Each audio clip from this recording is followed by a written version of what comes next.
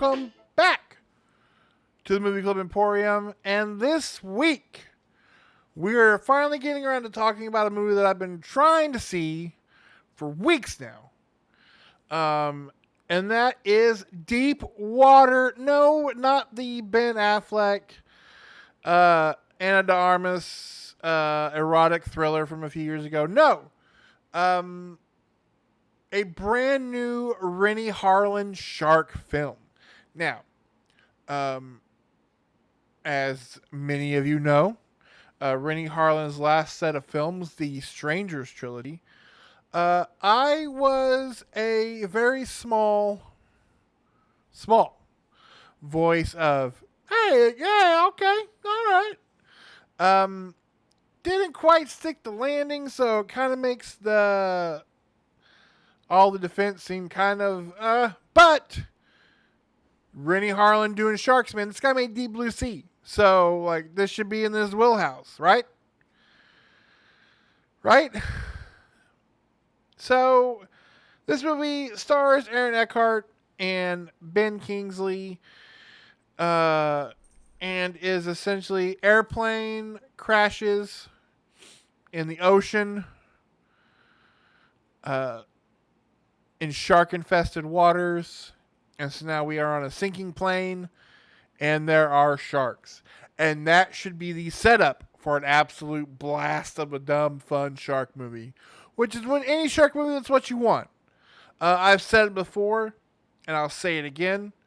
Like him or hate him, the Meg movies, understand that. There is one Jaws, and one Jaws alone. There will never be another masterpiece of shark cinema. But if you can make it kind of a dumb, fun, bloody shark movie, I will do my best to get the word out.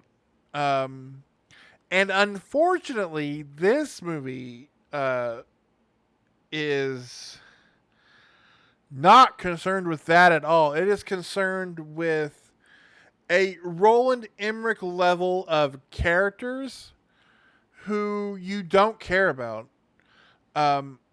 Because here's the thing. The plane, they're flying over to like Bangkok. And there's like 200 and something passengers on this plane. It crashes in the ocean. And we're left with 30 characters. Now, I feel like that's too many. Like, this should have been a red-eye flight. Maybe 30 people total. Now you're down to like 12. Because there are so many characters who have so much time spent developing them. And by developing them, I mean they're given one thing and one thing only. And we are just cutting back to that. There is two soccer teams, and one soccer player kid is a dickhead to another, until the one kid saves the bully. You have an old woman who won't stop telling a character who might be the main character of the movie, if it wasn't for Aaron Eckhart, that he's like a 5 out of 10 and shouldn't even bother like talking to the pretty stewardess until he just dies off screen trying to do something heroic. You have the worst parents who leave these two kids alone on an airplane and are eating. And then the character that you are supposed to hate, played very well by Angus Sampson. From the moment you see him, he's smoking in a non-smoking section of the airport. The stuff in his bag is the reason the plane catches on fire. He won't stop complaining about like the predicament they're in, making jokes about Spirit Airline, R.I.P. And so you're just wait. He throws somebody off of the life raft in order to like save himself. You're waiting for this character to get it, and it takes forever. To the point where I convinced myself that he wasn't. And then it's kind of the, Ben Kingsley is an old man, so they keep telling him. And Aaron Eckhart, for a long time in this movie, I just assumed that he is like dealing with like not wanting to deal with like a dead kid um at home, like a child died and he's like this is how he's coping by like not being there with his wife. And then you're like, nope, that's not it. He's just sad. Man, this movie again, there are so many characters and we are so focused on all of their one-dimensional backstories that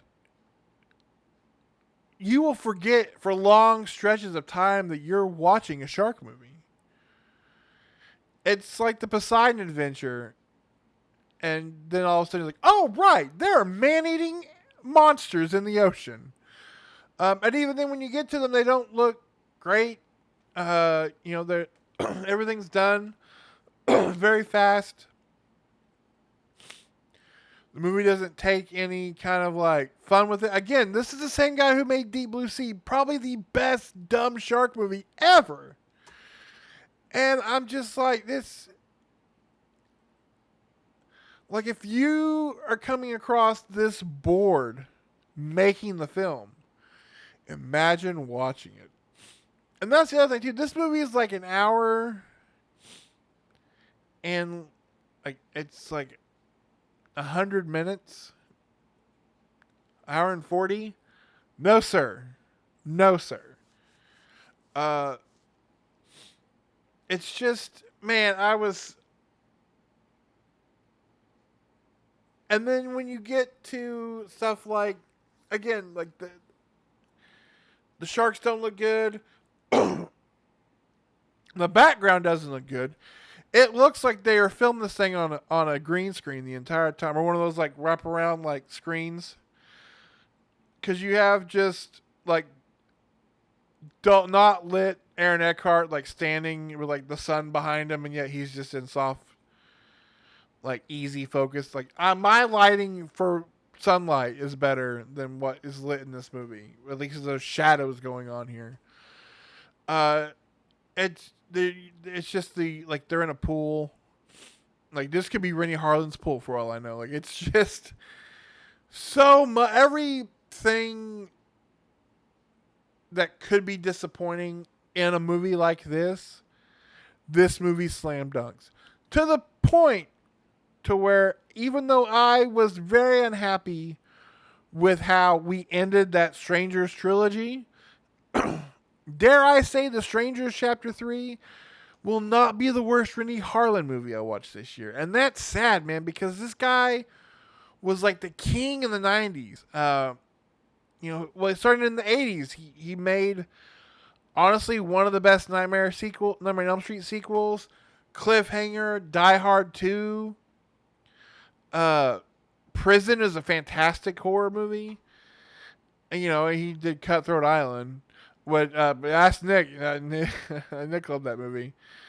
But it's just like, even in something that's bad, like his Exorcist prequel, at least he's given it something. And this just feels like, I don't know. Nobody in this movie cares. Nobody gives a shit. And it's just like me sitting here for an hour and 40 minutes going like, well, if they don't care, why do I care? And why shouldn't care? Because this would just be a fun, dumb shark movie. And it's not even that. And so it fails on every level. And it really sucks because I watched this right after watching last week's movie, Backrooms, which was fantastic. And I was like, man, we had a little bit of a dip, but man, horror movies have been killing it this year. And this isn't really much of a horror movie unless you're terrified of movies that promise you sharks and doesn't deliver. All in all, this movie sucked, and it'll be on my list for the worst of the year. On a bright note, if this is number one, then it was a very good year. But, man, I was just utterly disappointed by how every decision made was the wrong one. And in that aspect, it's really quite fascinating because every decision was the wrong decision. And so, if you really don't, I was gonna make a joke and say, hey, if you really want to see what that looks like, but no, don't. Go watch Deep Blue Sea because that movie still rules. In fact, I may watch it to calm down from being so mad. This movie sucks so bad. Um, but that'll do it for this review. I think I reason I did this movie is because I'm out of town this week. Full disclosure, and so I didn't get to go watch Masters of the Universe, which is a movie that could go. Let's talking about that movie could swing a litany of ways. So I think the plan is to, unless something else bigger is coming out, I don't know what's coming out. We'll cover Masters of the Universe next week. And then, hey, do us a favor. Do me a favor for having to watch this movie. We're at 71 subscribers. We're 29 away from our goal this year of 100. We want to hit triple digits. So if you could, like, subscribe, share, do all the things that every YouTuber asks you to do. A couple weeks or last week, Nick and I did our live monthly hangout for May. We talked about the Mortal Kombat movie franchise. Our topic for our June live hangout is the films of Walter Hill.